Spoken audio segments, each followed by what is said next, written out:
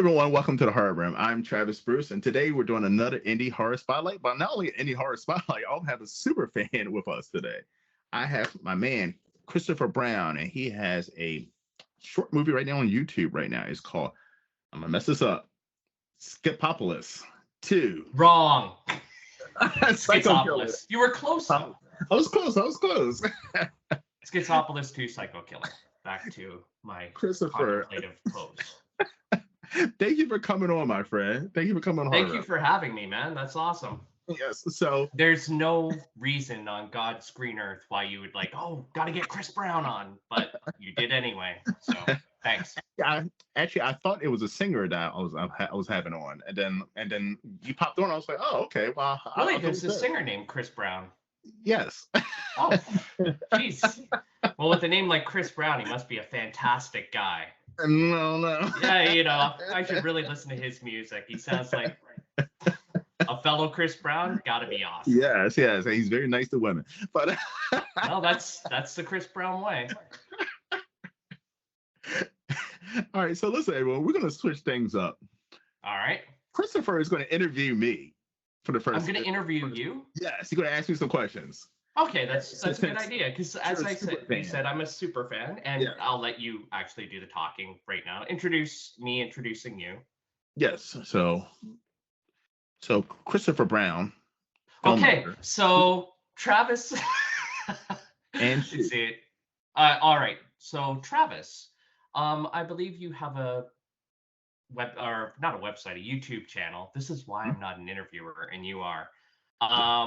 Where you interview a lot of no budget and low budget filmmakers who really, this question is becoming an answer. So I will let you, what inspired you to do this? Oh, so originally I was doing I've only been doing it, I've been doing this for less than a year. So, but I think I'm in month 8 and I wanted to do, I'm a huge horror fan. I love going to horror conventions, watching low budget, indie movie, no budget, horror movies in general. So I did a channel and I did not know what the hell I was going to do with my channel. So like originally it was like, I was doing 2B Tuesdays where I would just pick a movie that looked horrible and I would do a 2B review. I was doing like Burger Wednesdays, which I was looking for the best burgers throughout the country. On your YouTube channel, not just for on my fun. YouTube channel, yeah. But like I had to get rid of Burger Wednesday because I didn't want to have cardiac arrest Thursday. So so I got rid of Burger Wednesday. You get views, you get clicks. But so anyway, so I did a review of the movie. It's on Tubi. It's called Tiffany the Doll. And I did a review of it, and it wasn't a kind review at all. And Felicia Rivers, who is the director, nice lady, by the way, commented on it. And I was like, boy, I wasn't expecting anybody to even see this fucking video, or like, I didn't have no subscribers or views. And like, I was like, she commented on this? Like, she actually watched this? Okay. And she asked to come on my channel for an interview. I was like, yeah, hell yeah. And that started, I was like, wow, I'm good at this. And you are, yes. And that's how I started doing interviews. You were saying you did it without a script either, like you just I don't have questions no at script. the subject. Question. Yep. I just have name and project, and I go with that. And would you say, do you have a big lineup of people coming up, or I noticed you put a lot of stuff out at this point. Is it still a full plate, or are you going to have to resort to more people like me to interview? I'm booked all the way out through December. So I have content that's booked out. I post a video daily. You do. In October, I did 2 videos a day, and that was a lot. Mm-hmm. I'm going to be doing it again back in December. But it's going to be an interview and something else. You know what I mean? So it might be an interview in a horror convention, or an interview or a ranking. It's going to be something. December is going to be fun on my channel. Yeah, I noticed you do things like horror conventions, haunted house walkthroughs. There's this contest that you go after, like with a pitchfork, pacing through the. Yeah, you don't like them very much at all. Yes. Is there any other content you think? Content, that wonderful word, that you are thinking of doing, and would you be open to talking about it, or is that something that's a well-guarded secret? Well, I'm gonna give you guys. I'm gonna give a spoiler. So All something to look right. for. Next month in December, I'm gonna be doing a walkthrough of a BDSM sex convention. Yikes. Voluntarily? I think that's an interesting video. I mean, isn't that a little horrific? I mean, isn't that a little horror? It would be, yeah, I'm somewhat of a prude, so that's like nightmare fuel for me if someone wants to do anything other than just sob. I just Well, I like, I guess just, sobbing is part of that. yeah. I mean, it's a that torture. Like, I had a guy reach out to me, and I don't know what happened, but he does like I don't know what you call it, but it's like torture horror, but it's like real torture horror. Like, and I watched one of his videos, and it was like a man. This is real. I mean, this is not real. This is not made up or anything. Like a man So, getting sorry, like, it's made up or it's not no, made it's up? real. It's no, it's Oh, not it's made up. real. Okay. It's like I forgot what it was called, but it's called like human Oh, by the torture. way, if Dad's watching, hi, Yes, Dad. Go on about the torture, please. but it was like human torture, and like it was like a woman. Her name was Bunny something, and she had this little. She was dressed like a bunny, and she would eat all this food. And she Is would that take the the food. barf bunny thing? Barf Bunny, yes, that Yeah, guy. I've heard of that. It's that yeah, I realized I like a lot of extreme horror, but not like extreme. Like that's barely horror. But that guy's But extreme. But that guy's extreme, and yeah, like, he's very. yeah, and I was gonna have him. I reached out to him by coming on, and he's like, "Have you seen my stuff? Like my stuff is pretty extreme." I'm like, "Dude, I welcome anybody. If it's in the horror realm." But I never heard back from him. So like, yeah. So I mean, anything like that, it's part of horror. Even that's not my cup of Oh, tea. it's definitely yeah. It's definitely horror. It's not my cup of tea, but like it's somebody's cup of tea. Yeah, yeah. I don't know. I kind of think when and I could be proved wrong in a million instances. I do like something with a narrative uh flow, and Yes. I find like for example Lucifer Valentine, which I like I say I like extreme horror, but I like extreme horror that tries to elicit something out of someone other than just I'm gross. Like I think The Serbian film, same. for example, is sort of the one people talk about all the time. Mm-hmm. And despite it being like, oh, it's so awful and so gross, I actually find it very effective in like a real cry of anger. And Yes. anger is a totally legitimate feeling when you're making something. Like it doesn't always have to be happy. It doesn't. This person was not in a good place when he made it, and this is sort of his, how unfair things are in Serbia, how you can't win, and even that final shot, like there is no peace. And much like Banel or of course Pasolini and people like who made very angry films. I think this is right up there with them. And filmmaking wise, it's actually when it's not stomach churning, it's actually beautiful to look at. He's got a It good is. eye too. And There's stuff like Aftermath and stuff like so that's the kind of stuff I like. And Aftermath is barely a narrative plot, but uh yeah, I have a tough time. I guess it's the realness when someone's really throwing up. yeah, it's the realness. But I don't turn away from anything horror. Snuff. I mean, like snuff stuff. I try not to. But Try. Yeah, but it's oh, do you mean like stuff of people dying in real life or like or real like I made this to kill someone stuff? something like I've have had people contact me with stuff that, yeah, You need to yeah, change your phone number if yeah. that be the case. That I've had people definitely contact me with stuff that like I'm like I don't know if this is real or not, and this is too. I don't Well, the good listen. news is it's way easier for someone to do something fake than something real. So Correct. there's that film book Killing for Culture. Hmm. And it was released back in I want to say the early 2000s, maybe even the late 90s, which it said there's never the FBI's looked for it. I don't know if things have changed since then. There's never been a snuff film found. It is an urban legend. Now, of course, with the internet, we're showing things that were shown on the news and stuff. That's people really dying, unfortunately, which Hmm. I don't like to watch. I don't Yeah. when I like the idea of that wall. That wall's very important to me. I don't want to look over the wall. I like the wall of like, this is safe no matter what happens. You know, I'm not watching anyone getting hurt. I'm not Yes. watching a real human being in any sort of suffering. I don't like, even when they are pretending to suffer, they're pretending to suffer. Yeah. That's fine. But that's what I was saying Um, with the BDS thing. These are people. It's horror, but people mhm. find pleasure in this horror type of horror. I Yeah, think it'd it's be interesting. I think it'd be an interesting video. I don't see no one else what having a what video movies are like that. they? What movies, I guess, are attached to this BDSM uh, convention? Like what, I guess, horror films? None. I mean, it's Oh, okay. You're just crying. This like people horror, love sure. but people love torture porn. I mean, people Yeah. love fucking Terrifier. That's torture porn. They love Hostel, torture porn. Saw. I mean, There's it falls in that certainly realm and that torture porn.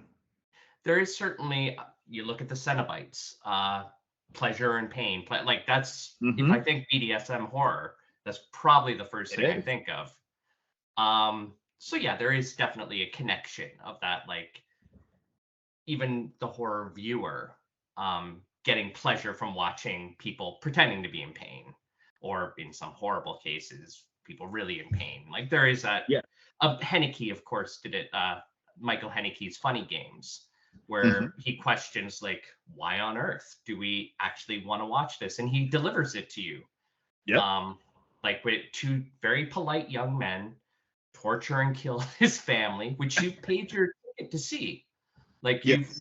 this is the reason you're there. It's advertised as a movie that like this family's probably gonna die, and they politely and nicely kill this family for you, and then at the end you're left asking like, they did exactly what I wanted them to. Yet Exactly. why do I feel this way? And it's a brilliant film. I mean, we're Um, all sickos. I mean, and horror fans, we're definitely all sickos. It just it's just the difference of the levels. You know what I mean? I feel yeah, of like course. there's a huge amount of horror fans that are into BDSM. I feel like Yeah, if I had to put money on it, I would say a high percentage are definitely into that. high percent. I don't know. I would I would disagree say with at that least 50 because I percent. think I would I've say at always had. least Okay, you go I would ahead. say I would say at least 30%, which is a high number. You know what I mean? I guess that is high. I've always thought horror fans. This is a theory I had pre-internet. Mhm. Um, they turn into film fans because we're the first fans who like. I didn't see this with the comedy fans growing up, like people who love National Lampoon's Vacation. I never saw this with the action fans. I never saw this with even the science fiction fans. We went out and we bought magazines and we knew the directors and we even sometimes Yes. knew the cinematographers. We knew the actors we liked. We would go see a John Carpenter movie. We would go see a Sam Raimi movie. The people who like comedies weren't going to see an Ivan Reitman film or a Harold Ramis film. So we really got entrenched. I think there's a lot of filmmaking going on in horror. I think that's why so many people want to cut their chops in horror filmmaking when they make their first film, because really it's a very open form. You can do anything in it. Yeah. And I think that really spawns a lot of filmmakers who I know a lot of film fans who aren't just horror fans, who, yeah, they started out reading Fangoria, Gore Zone, Monsters on uh can't even Monsters of Filmland, like all that kind of stuff. They start and then they became film fans. And then I guess the next step is BDSM. Uh they start getting into Yeah. that. Or drugs, one or the other. But uh yeah, you but gotta help the pain somehow. but I wanted to make a channel, and I think I'm doing a successful job of it. I don't know, I could be wrong. But You like are, you are. because Compliments. thank you. But I see the guy who does horror. I mean, he goes to horror conventions. That's all he does, horror conventions. I see, like Tampa J is the one that I follow. He does strictly horror conventions. That's all he does. You're not gonna see nothing else from him. Cody Leach only does horror movie reviews. That's all he does. Mhm. So I started my channel. I wanted to I want to take aspects from each one of these individuals who does it so well and combine it into a one-stop shop. And then I started mixing in the interviews with indie horror, not only indie horror, but authors, Yeah, you're everybody, anybody who's in horror, interviewing them, and then also pulling in reviews every once in a while, horror conventions, haunted house walkthroughs, and just make it a one-stop shop. well, as I was saying earlier, I really appreciate what you're doing. This is what makes me a super fan. I'm not even like a super fan of like the horror genre, though I am. Yeah. I really like that you're giving a lot of people who are never given a chance, myself included in this, who are never given a chance to talk about what they do, why they made something they made. And as I said, so many people on YouTube equate success with, worthiness of being on a channel. Like if your film wasn't successful, like my film's on YouTube. I don't know if anyone would be like, great job. But you have me on here for some Mhm. crazy reason. And I like your film. So. oh, thank you.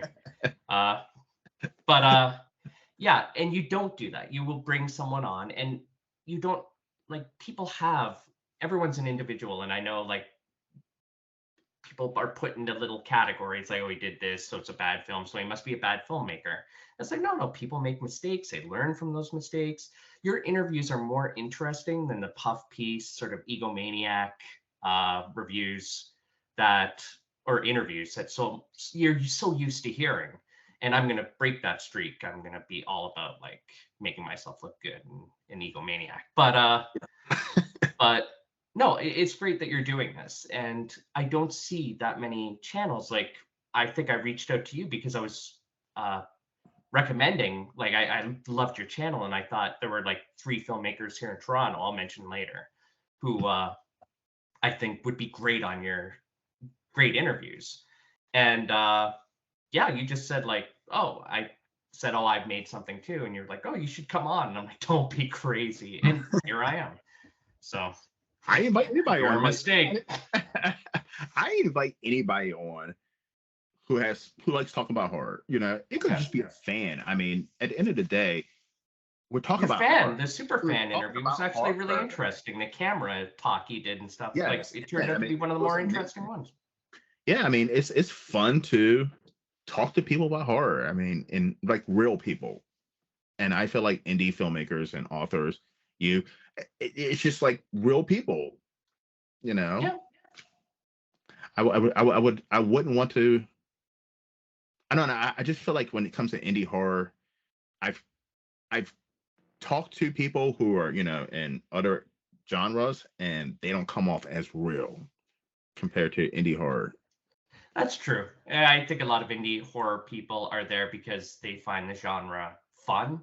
Like, Yes. ooh, I wanted to make. I know if I make something without at least one decapitation or one disemboweling, it's like, well, what's the point? Where's the fun in that? Um, and yeah, it is fun to go out there and get messy and play with death. Really, like we all have a fear of death, and you're kind of when you're making a film and you're replicating it, but it's safe and stuff like that. It's kind of like I don't want to say a release or anything, but it is having fun with something that's terrifying. So yeah, I think a lot of people we have that sort of fun within us of like I'm making something gory, I'm making something goofy, I'm making something that's going to scare you. It's a real Mm. showmanship type mentality. But this is your interview. God, I've talked so No, much. but It's all here's that cocaine I sniffed before I know, this. but I love watching indie horror. I grew up, in the '80s, Full Moon, Trauma. I grew up on that shit. So like, even like when I do an interview with someone and I meet them in real life, like was it 2 weekends ago? Xander Goldman, who Macabre Mountain. Oh yeah. He was like, "Hey, you live in Maryland? I'm having a screening of it at this movie theater in Newark, Delaware." I'm like, "Well, that's like 45 minutes. I'll be there." And like, it was like, I was like, "Oh my God, this is this guy I've interviewed. I'm meeting him in real life." And even Yeah. like Felicia, I met her at a horror convention in South Carolina. I was like, "Oh, it's you." And because I'm such a fan of, I think they probably get scared of like why are you so excited to meet me? And I'm like, because I love your project. I love your movie. And like, to me, I'm a horror fan. At the end of the day, I'm a horror fan. I'm a fan of you guys. I Yeah. love you guys. You love that they're out there doing it. I think Yeah. that's an important, like, a lot of people, um, they have great ideas and they want to do so, but they never do it. I'm one of those people. It's not like I have a whole plethora of work.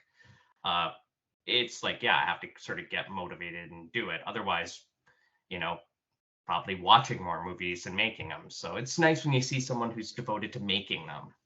Yes. And you asked me a question in the pre-interview. You asked me what was my best interview I think I've I done. did.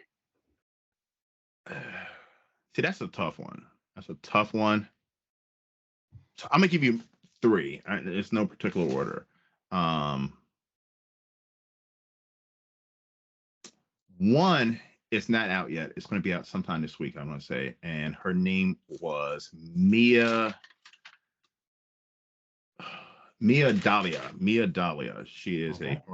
a horror author, and it's I think it's going to be out either Saturday or Sunday, but it's going to be out soon. Actually, by the time this video it's already going to be up.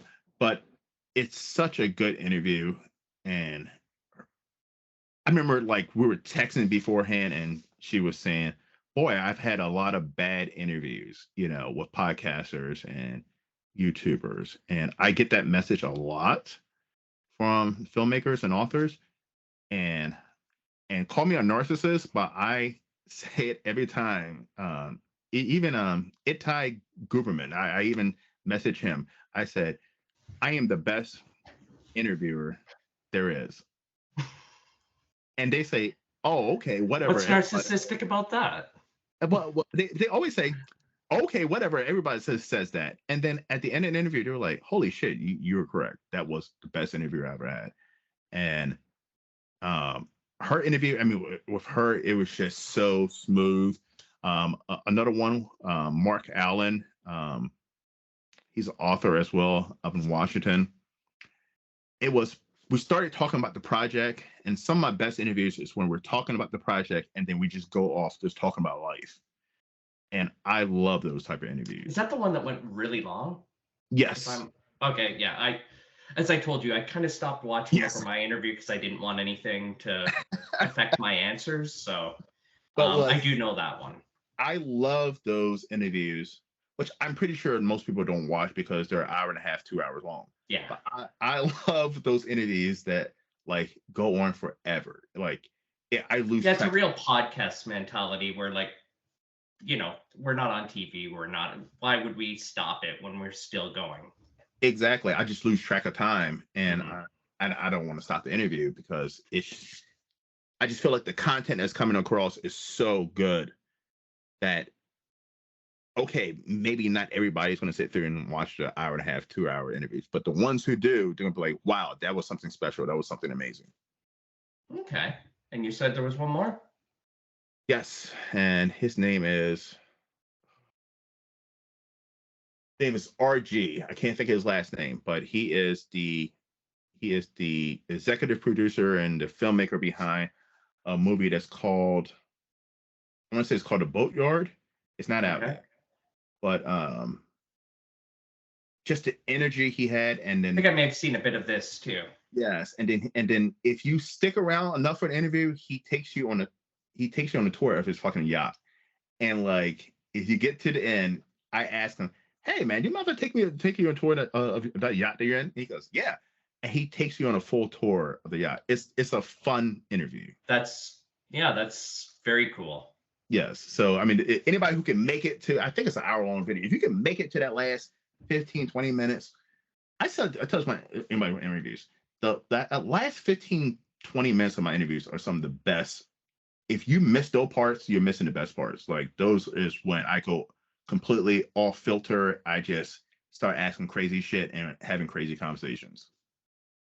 Well, I gotta say, you do a great job. For the most part, like I said, I've watched a big chunk, and then when you asked me on, I kind of paused watching stuff because I know you ask certain things, and I didn't want to be answering the same thing other people have said about like horror films or what have you. I wanted to sort of, if I copy someone, do it accidentally. Yes. Well, you did a great job interviewing. So All now right, now I'm the best interviewer in the world. Take you that. are. Second. Don't get All too. right. All right. So I'm gonna flip the script over to you now. All right. So Christopher Brown, tell us a little bit about this movie that I'm gonna pronounce wrong, but it's called Schizopolis Part Two, Psycho Killer. Schizopolis. Schizopolis. I Okay. feel like that character from Kids in the Hall, the real. Um, Schizopolis 2, not worth talking about, really. In all honesty, I made it. It's done. It's a past. Everything's a past. I didn't even really want to be a filmmaker, to be honest. All this talk beforehand, lies. I actually am using filmmaking as a stepping stone to become a magician, where I think the real money is. Like honestly, Okay. who wants to be a film? I actually heard, and I think it's in his book too, that Godard, before he made Breathless, really wanted to be a night watchman. Really? But he kept falling asleep, so he wound up making Breathless, and he was like, I guess I'm a filmmaker now. I'm lucky where I've never even come close to being regarded as a filmmaker, but I really want that magician cred. So Let's do if it. if you happen to have, with no prior me telling you, a deck of cards anywhere handy, Absolutely. Whoa. A deck just appeared. that's what magicians do, my friend. So I'm going to ask you to pick a card, but not yet. First, Okay. I'm on a computer. For all you know, I could be cheating. I could be taking screenshots.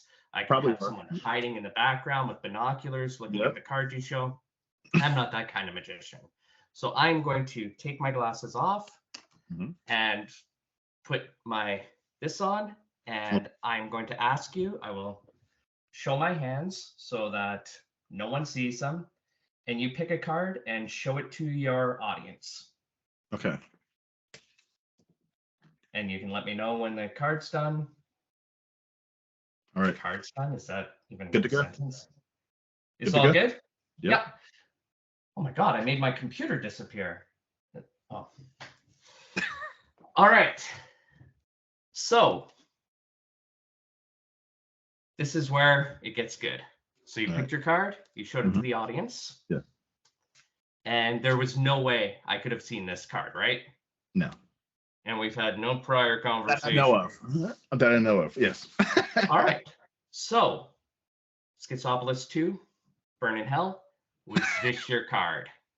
No. This what? Okay. All right. Well, that's no big deal because you never know when your card's gonna turn up. A turn up. Good job. Is No. this your card? No. No. Well, maybe things will turn around for me. I'm turning. No. No. Jesus fuck. Well, I guess maybe being a magician wasn't in the cards for me. Is this your card? God damn it. I guess I'm a filmmaker then. Yeah. I'm starting to suspect that these magicians, when they do their card tricks, there's Mhm. some form of trickery going on. That Mhm. it's not, I thought they were just really, really, really good guessers. But I guess there's more to it than that. I guess so. Jerks. Wouldn't have me be one of them. All the filmmakers out there wanting to be night watchmen, short order cooks. We're stuck doing film. So, Schizopolis 2, I'm super proud of it. It's a great film. Everyone should watch. Are you sure none of those were your cards, right? I'm pretty sure. Fuck. All right. So, yeah, Schizopolis, very proud. It started as a idea I had. So you've seen it. It's kind of about the Mandela effect, which I will say since the time I've made it, there's been so much made about multiverses and parallel universes. It's not like I'm the one who started it, but boy, oh boy. So it's someone who, there's a Steven Soderbergh film I'm a huge fan of. I guess I should mention this It's first. amazing. Where he made his 4 films. He made his big film, Sex, Lies, and Videotape. Then he could just not get back on track. And he made actually in order, he made Kafka, which everyone was like, sophomore slump, though I like it. Then he made King of the Hill, which is actually a really cool film It is. about, uh, yeah, like a child who's essentially starving, but told in a Norman Rockwell type of way. Then he made The Underneath, which he hates, but I actually quite enjoy. I think it's a really, actually, I love it. I think it's a really stylish film about a loser. It's a crime Mhm. film about a complete loser, which I very much associate with. So he just couldn't make something that his heart was in. So he kind of went back to basics, like even before Sex, Lies, and Videotape.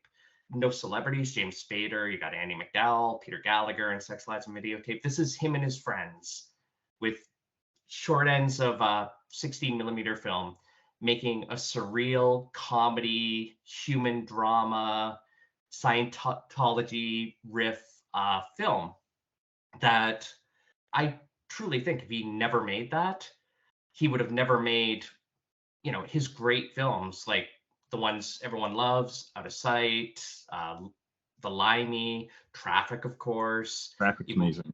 yeah, even more recently, like stuff like Magic Mike. And I think he's taken that creative from Schizopolis, and he's applied it to every film he's done since then, and it was freeing.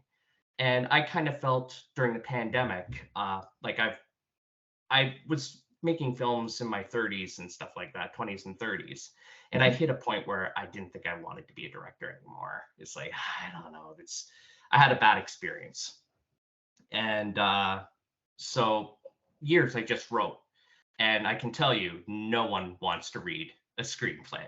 Like less people who want to watch your film, and that's saying something, want to Wow. read like, oh, here's a 90-page script, and no matter what you tell them it's about, it's like, I don't know. Oh, So yeah. yeah, I found they were just sitting on my hard drive or sitting in a desk drawer. And the pandemic came, and I thought to myself, like, man, I can't believe I'm not writing, but writing was getting me down too. And I thought of this idea for the Mandela effect, and it was going to be this in my script version. It was going to be this horror movie about a guy who finds out, I was going to make it something insignificant, and then he finds out that the big changes in the world are all with him, and that there's a cop he's been playing cat and mouse with, like all this stuff. And I thought, you know what? I don't want to write a script that no one's going to read. I'm just going to make a movie no one's going to watch. So I watched it. I will say, there's been some people who've made it the whole way through. So I decided Yeah. I think I can do this just setting a camera up in front of me, talking to myself, going from room to room in my house, doing a couple Zoom calls with some great Toronto people. I'll talk about them later. They're fantastic. Um, and I thought, like it's doable. It's not going to be like no one's going to be lining up to see it, but I'll have made something and I'll be happy about that. And I will, as much as I, make fun of it and stuff.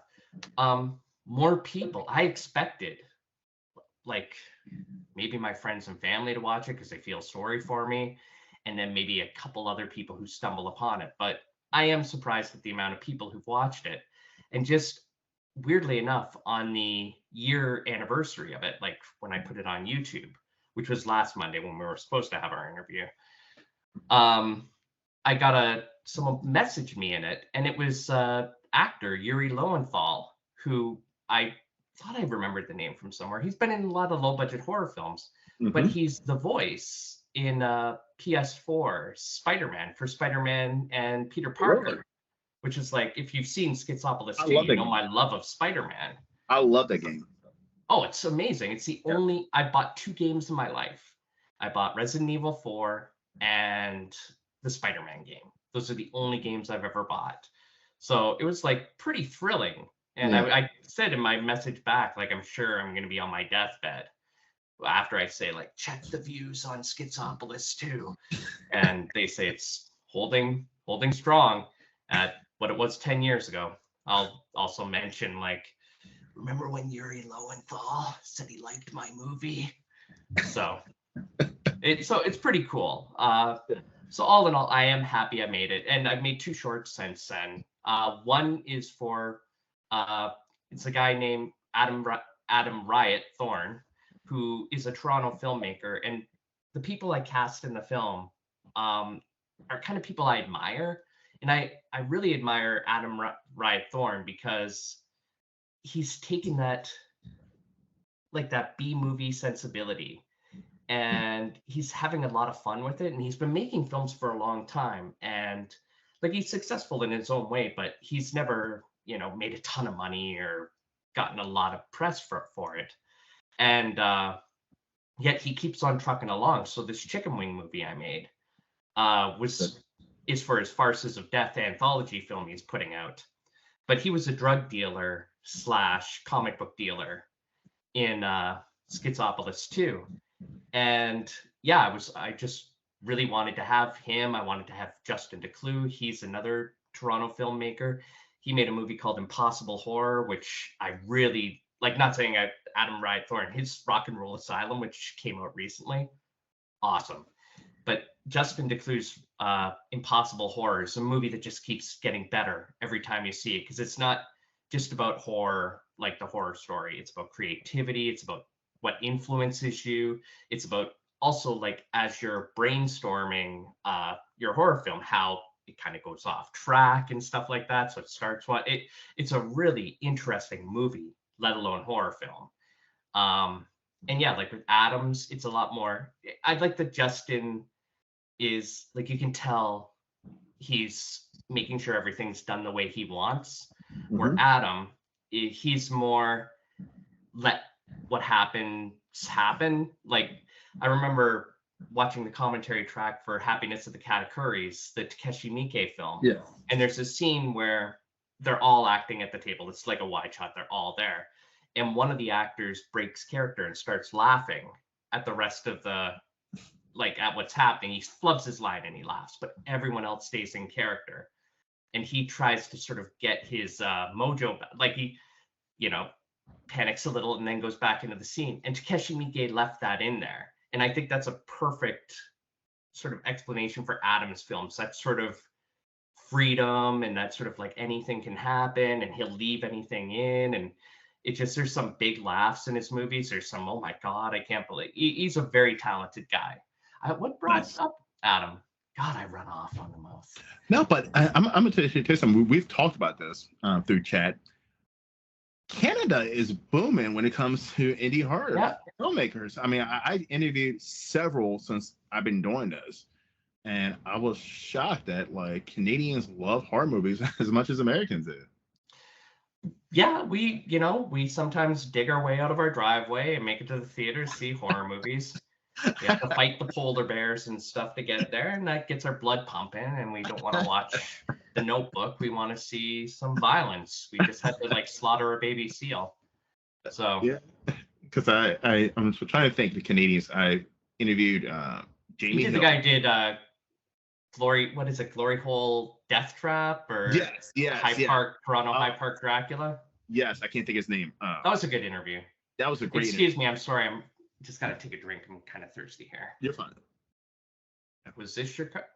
Yeah, why would it be? But like Jamie Hill from Skinamarink and see, you put me on a spot, like trying to put these people's names out there. What is her name? She's from. I'm terrible with names. Yeah, as everyone who's ever known me has found out. I actually have the names of people who I've, like, for example, Yuri Lowenthal. I had to remember that name, so I have it written down here because I will forget it and I'll call him something. People who meet me and then meet me again are like, "Oh, he's a jerk because he can't remember my name." But I know I'm bad. I'm terrible. Great. I'm great with faces, horrible names, but I'm actually terrible with names, colors, dates, faces, days of the week, days of the month, days of the year, cars. people, eh, everything. I don't think there's a single thing I'm good at remembering. By the way, I'm gonna tell you a secret too. Okay, If I'll you're make gonna sure be a not to guest, tell anyone. I know, right? If you're a guest going to be on my show, please confirm. If you don't hear from me like the day of, please confirm with me that we have a interview because I do forget sometimes, or I because I'm scheduling interviews so much that I sometimes Is forget to this put passive aggressively towards in me? my calendar. No, you're good. No, but I'm Okay. talking about no, but I'm talking about I've like missed a couple interviews because I forget to. I'm Yeah, we're just setting old. them. I'm just setting them because people are. I got a full time job and people are texting me, "Hey, can you do but?" I'm like, I don't see nothing. Yep, that's fine, but I forget to put it on my calendar. So that's Yeah. has happened quite a few times. But what were we talking about We were before talking I about forget? we're talking about Toronto filmmakers, Yeah. and No, it's a we're bad with great names scene and here. faces. And I'll also say the other guy, I recommended Adam and Justin for your Mhm. podcast. I think I think that they would be amazing. yeah, The they the make me look like amateur hour. But it's Adam someone with the wings. I mean, the one the short with the wings. That was I love that. why thank you. Yes. Um I guess I'll take the compliment since magic doesn't seem to be the No. route I'm going. No. Um but yeah, that was one I made for Adam came to me and he said, like, oh, I'm making this Faces of Death um, parody. And as I mentioned, I remember when I was a kid, I haven't mentioned it, but I hate real death. I don't want any part of it. I don't want to accidentally see it on the news. It's like it's real human beings. I think there's movies and there's reality. They're very different. Um, I think movies should affect you like reality. I don't think movies are. I think that's movies are losing that they affect you in a way that they always say like, oh, movies can't change you, but they should try. Um, Yeah. But don't you think, as a horror community, don't you think we are have become desensitized to horror, like where like horror creators are trying to one up each other now? do Like, you mean like with violence or? yeah, with violence and disturbing images, like we've become desensitized as a society. I don't think so. I think when we get original horror, I just saw the film this year, a couple weeks ago, When Evil Lurks, that I thought was a really strong film. And he created in this, and he did a movie called Terrified. He did create a genuinely haunting world um, where I can't say anything can happen, but it's essentially a world where demon possession is not uncommon. And when demon possession happens, you have to act very quickly and make very hard decisions. And I found that really disturbing. And of course, it reminds me of the 3 years we had during the pandemic when, I think this is a ripe time for I think a lot of people were very isolated during the pandemic. I think, when we thought it was going to bring out the best of us, we saw that, oh no, that because I used to be, I will say I was more of an optimist before the pandemic, thinking like, we're all generally going towards the same thing. We all want good lives. We all want to be happy.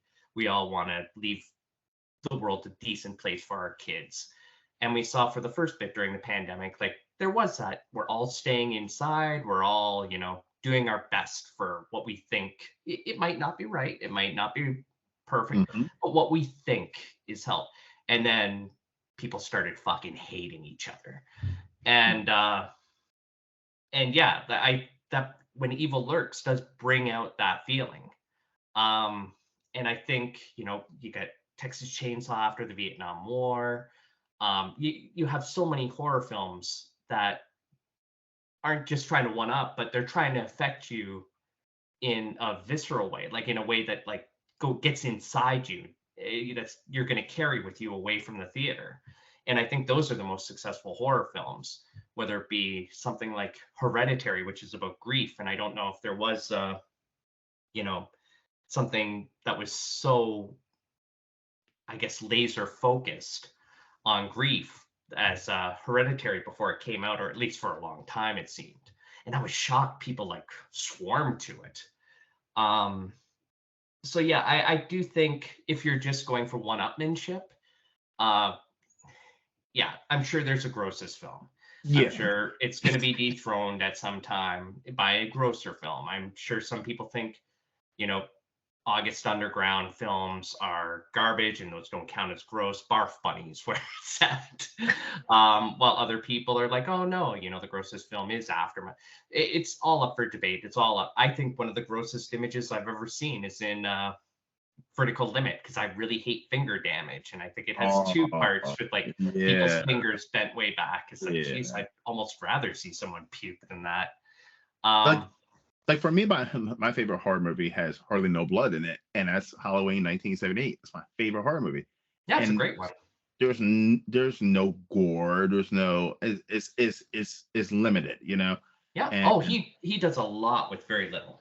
yes, and I just feel like for instance, I don't since you're a super fan, like I did an interview with a filmmaker, and like he made his first movie, and then like the night before, I'm not gonna say his name, but he messaged me, and he was just like his movie was just released. He messaged me, and he was just so upset by the reviews, Of and his movie. yes, and I got to Oh, see a screener of the movie before it got released and before the interview, and he kept saying that people said there was no gore in this movie. You know what I mean? There was no blood, there was no this, there was none of that. And I said, I enjoy your movie because sometimes less is better than more. You know what I mean? Like yeah. it was a slasher movie that was effective without having I think a I know. whole Did he make a short? no, Was he it a made it short? later. Oh, So, okay. yeah.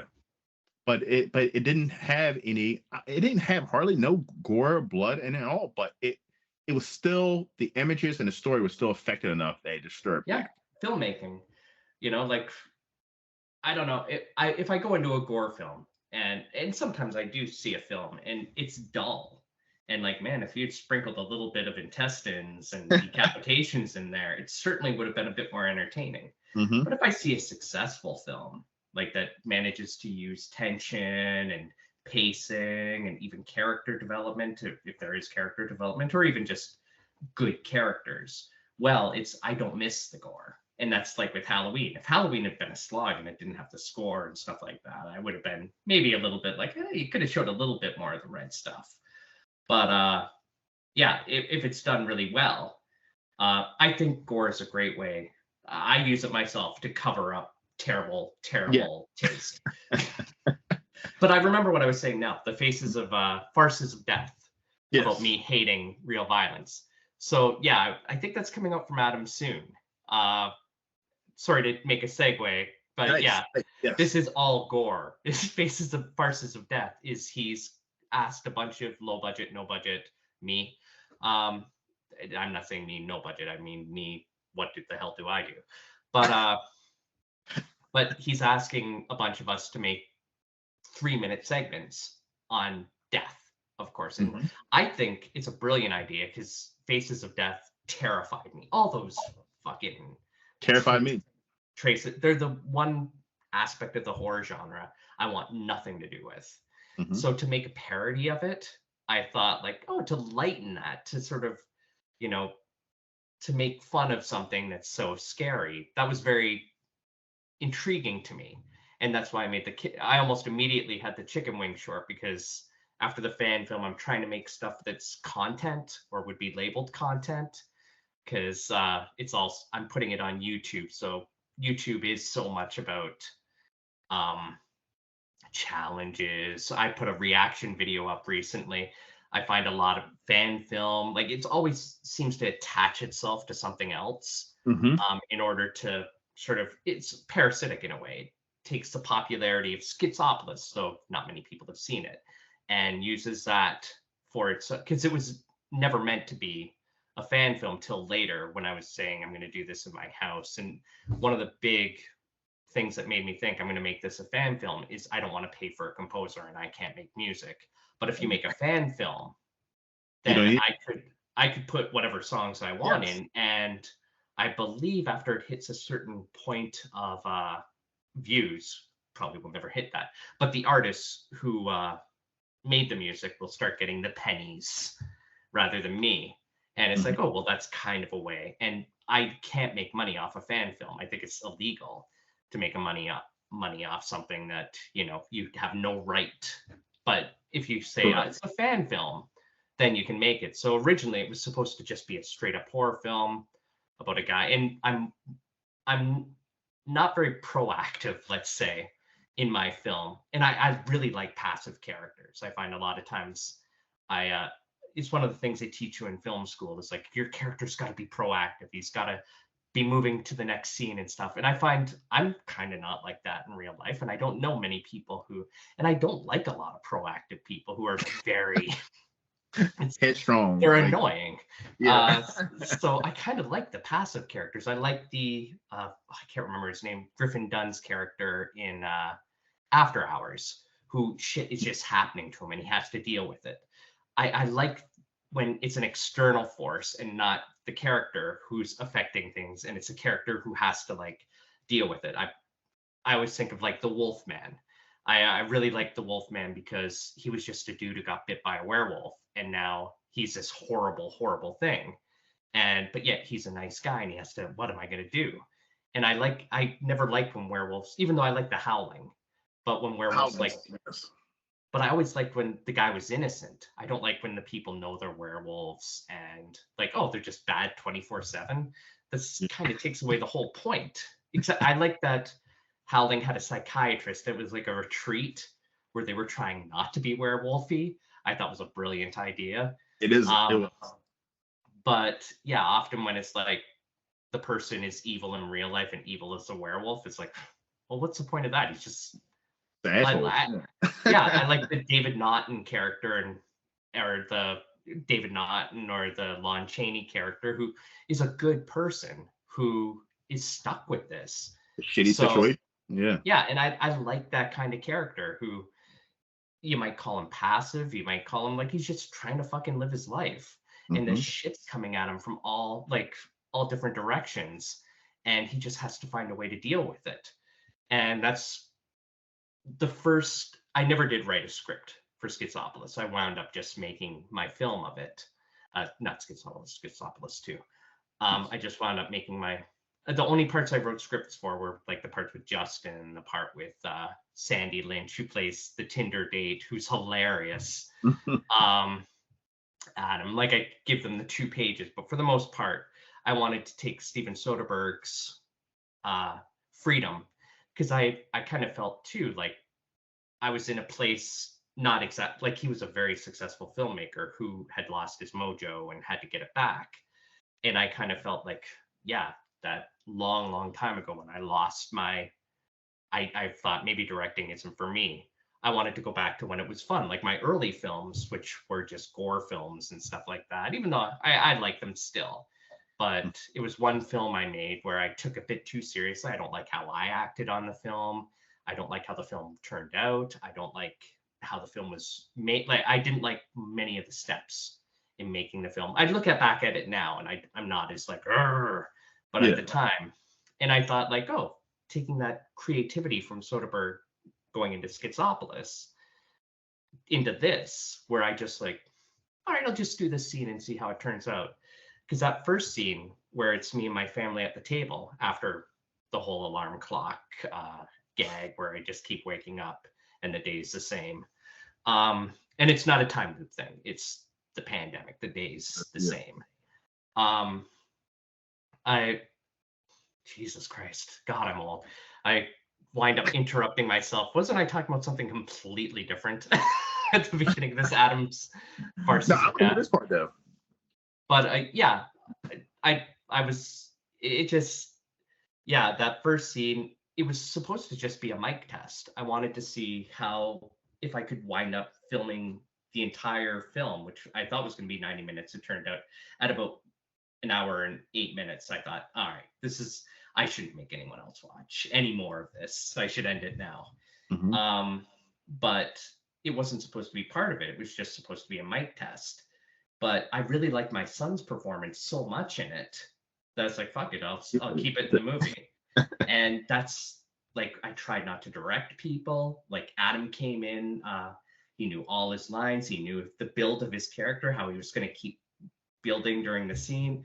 And there's the odd person, my wife, for example, who'd like, no, I tell me how to do this. I don't want to figure it out. But some people really embrace the like, I want what you would do with the character. I don't want, what I would do. Oh shit. I apologize. I have a phone call. I don't pause it. I'll just make it quick. Okay. God damn it. Hello? Oh my God. This is probably a big thing for you. Do you know Hollywood superstar Tom Cruise? Tom Cruise, I do. He's phoning me. Okay. Hello, Tom. I love what? Top Gun. You've been compelled to call me? You have a card in mind? Oh, what? He says the 3 of diamonds. Tom Cruise is off. Don't ever call me here again, you piece of shit. I apologize. Fucking Tom Cruise. By the way, I love Tom Cruise. I hate Tom Cruise. You do? Yeah, I don't buy him for a second in any role. So everybody fucking hates Tom Cruise. No, it used to be that way. 10 years ago, everyone hated Tom Cruise when he was jumping on couches and stuff like that. I think people were like, he's a Scientologist and I hate him. I like him in 2 roles. I really like him in Born on the 4th of July. I think he's fantastic. And I really like him in Magnolia, where he plays a garbage person. And I think he does a really great job doing that. But when he has to be the character that I identify with, I don't know. He seems so fake in real life that fakeness sort of bleeds into his performance, I find. I love the Mission Impossible series. I love the first one. I apologize. I do love the first one. I love all of them. Part 2, I can't tell them apart. I can't, honestly, I think it's and I was saying this to someone the other day. If it was Jackie Chan, I'd probably be way more forgiving than if you were to ask me, like, oh, what was this stunt from? Was it from Twin Dragons or was it from Mr. Nice Guy? And I'd maybe have a hard time, like, oh fuck, what one was that? But when it's kind of hard, like the one that sticks out in my mind, and I don't know which one this is. I was having a conversation a couple months ago with my friend about which Mission Impossible is my favorite, and I said the one with Philip Seymour Hoffman. Whichever one, 3, wasn't it? Whichever one he was. He's a great actor. Yeah, whichever one that was when the villain, when he was a villain, he played such a good villain in that movie. He did. Like, he was amazing. There are parts of every Mission Impossible that I probably do like, but first of all, I binge them, which is probably not the thing to do with movies that are exactly the same. Oh, there's a mole and he has to go on his own and he has to do this, and is this person trustworthy? And oh, his agency is hunting him down. It all seemed like just repeat. And Tom Cruise is no Jackie Chan I don't think he has the personality to keep me engaged. He is a block of wood moving through this. I apologize. I know you like him. No, but I think the reason I like him in those movies is because the Mission Impossible movie has such a great supporting cast. I mean, you have what's his name? Samuel Pegg, the British guy. Simon Pegg. Ving Rhames. I mean, Ving Rhames disappeared for like a big portion of, if I remember correctly, because I liked him a lot, and he kind of disappeared. I think he was out of. I know he was out of one of them, but he's been in. Oh, maybe I'm wrong. A couple, yeah. Okay. But like he has such a good supporting cast. Especially, listen, I don't know which one it was, but Jeremy Renner was in it with him. Jeremy Renner's a good actor. Those two working together, was amazing. Maybe I need to rewatch them again and not binge them. I know my son likes them. I know I have a stick up my ass about Tom Cruise. I grew up. Everybody hates Tom Cruise. I don't think that's true. I will say, when I say in a crowded room I hate Tom Cruise, I get thrown out of that crowded room most times. Really? People love him now. He's like, Mr. Hollywood. The movies are back, and he's eating popcorn, pretending to be a human being. saying, "Oh, movies and popcorn. This is the And way to Vin live your Diesel. life." And Vin Diesel is another one. You say something about Vin Diesel, people hate Vin Diesel. Uh, I wonder why they would hate you. Do you like Vin I know Diesel? why they hate Vin. I mean, he seems like a dick. I just, I don't think he really He's a acts in bad his actor too. movies. He's himself in every movie. Yeah, I don't know. I think with Now, Vin Diesel, I don't really see him in much outside of those Fast Fast and and Furious Furious. movies. Yeah. And I will say the Fast and Furious I was interested in because the first one I saw, I had a friend who like, oh, you got to see this movie, and I hated it. I thought it was terrible. And then it was terrible. I heard the next one was terrible, so I just skipped it. And then Justin Lin started directing them with Tokyo Drift, and I Tokyo liked Drift was. Justin. I love Tokyo Drift. Yeah, and I love Justin Lin's Better Luck Tomorrow. I thought was a fantastic film. So I dipped my toe in that, and he actually has a character from Better Luck Tomorrow in Tokyo Drift, Han. And I thought, oh, this is really good. And then Justin Lin just took such a bold jump with part four, making it essentially a superhero movie. Mm-hmm. That I really admired it, but that admiration is waning as we're on to part Oh, 10. but they were It's great. Like I agree with you. I hated the first two. I hated the first two. And then Tokyo Drift came out. I was like, oh, this is something new. I like this. And then boom, I liked them all the way up until it was the one before the last one when they were flying up in fucking space. At that point, I checked out, and I haven't seen the new one. I won't see the new one. I'm like, I like the one where Idris Elba was wearing like a robot suit. That's I yeah, think Hobbs and Shaw. I was like that they got so outlandish that they took this, I guess what you'd call it, a gearhead movie with people who love cars, and I know people who that love was cars. Hobbs and Shaw, the one Yeah, with just how. But yeah, but I now they love those have movies. like robots, and I thought like, oh, that's kind of it would be like The Godfather, now having space battles. It's like Exactly. it really went some really weird It just direction, and I went. admire that. And but I think that initial turn, like I saw the last one at the drive-in, and oh my gosh, it was so boring. It I just could. didn't have a thread through the whole thing. It was just like, oh my god, what's happening? I can't. Um, I couldn't get into.